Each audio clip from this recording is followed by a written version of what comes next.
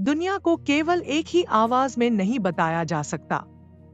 इसमें असंख्य स्वर हैं, कभी एक दूसरे से मेल खाते, कभी टकराते हुए, पर सब मिलकर गाते हैं जीवन का अनंत गीत।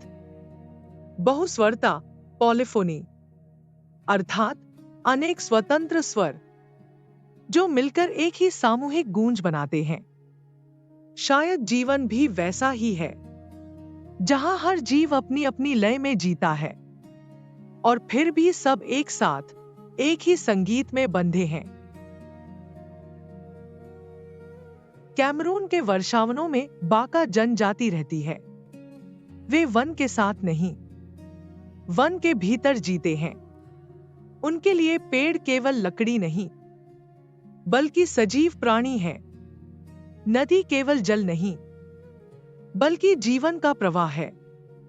और यहां तक कि वायरस, वह भी उनके लिए शत्रु नहीं, बल्कि उसी महान चक्र का हिस्सा है जिसे वे जीवन कहते हैं। हम आधुनिक मनुष्य प्रकृति को नियंत्रित करना चाहते हैं, रोग से लड़ना चाहते हैं, पर बाका लोग हमें सिखाते हैं जीवन को शत्रु और मित्र में बांटना आवश्यक नहीं। कभी-कभी स्वीकार करना ही प्रतिरक्षा है। वैज्ञानिक कहते हैं कुछ बाका लोग इबोला वायरस के वाहक होते हुए भी बीमार नहीं पड़ते। क्या यह केवल शरीर की बात है, या फिर उनके जीवन की लय ने ही उन्हें सशक्त बनाया है? वह लय जो भय से नहीं, विश्वास से जन्मी है। उनकी प्रतिरक्षा युद्ध नहीं करती, संतुलन बनाती है। हर दिन मिट्टी और वायु के अनगिनत सूक्ष्म जीव उनके शरीर से संवाद करते हैं, और यह संवाद ही उन्हें स्वस्थ रखता है। बाका लोग गाते हैं बहुस्वर गीत, जहां हर कोई अलग धुन में स्वर मिलाता है। कोई संचालक नहीं, कोई आदेश नहीं, केवल सुनने की संवेदना और एक साझा लय। उनका संगीत उनके जीवन की तरह है, स्वतंत्रता में समरसता, विविधता में एकता। यही है जीवन की बहुस्वरता, जहां हर धुन स्वतंत्र है, पर सभी एक ही गीत का हिस्सा है।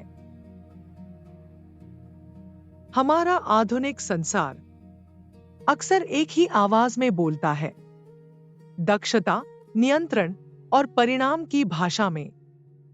पर इस एकरूपता में हमने जीवन की कोमल आवाजें खो दी हैं। सच्चा सामंजस्य मौन नहीं, विविधता में छिपा है।